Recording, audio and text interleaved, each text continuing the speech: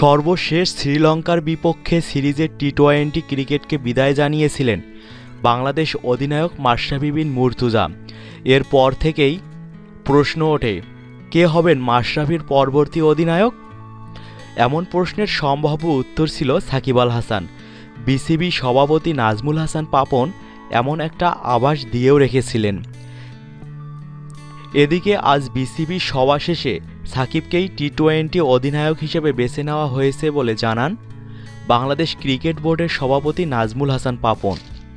এখন 3 ফরম্যাটের জন্য 3 জন অধিনায়ক পেল বাংলাদেশ।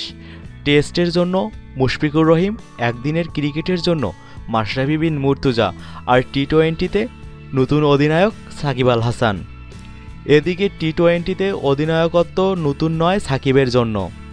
এর আগেও বাংলাদেশকে 3 ফরম্যাটে নেতৃত্ব দিয়েছেন সাকিব। এতে বোঝাই যায় সাকিবের নেতৃত্ব দেওয়ার অভিজ্ঞতা অনেক পুরনো। আপাতত বাংলাদেশের টি-20 খেলা নেই। সামনে ত্রিদেশীয় সিরিজ ও চ্যাম্পিয়ন্স ট্রফি দুটিই হবে একদিনের ফরম্যাটে। সাকিবকে টি-20 নেতৃত্বে দেখতে ভক্তদের অপেক্ষা করতে হবে ঘরের মাঠে পাকিস্তানের বিপক্ষে সিরিজে। সেই সিরিজে টি-20 ম্যাচ থাকার সম্ভাবনা আছে। এছাড়া এরপর দক্ষিণ আফ্রিকার সিরিজেও আছে টি-20। উল্লেখ্য, সাকিবের অধিনায়কত্ব থাকাকালীন টি-20তে বাংলাদেশ খেলেছে 4 ম্যাচ, একটিতেও জয় পায়নি বাংলাদেশ দল। তবে বদলে যাওয়া এই বাংলাদেশকে নতুন করে সাকিব কতটা এগিয়ে নিয়ে যেতে পারেন সেটা সময়ই বলে দিবে।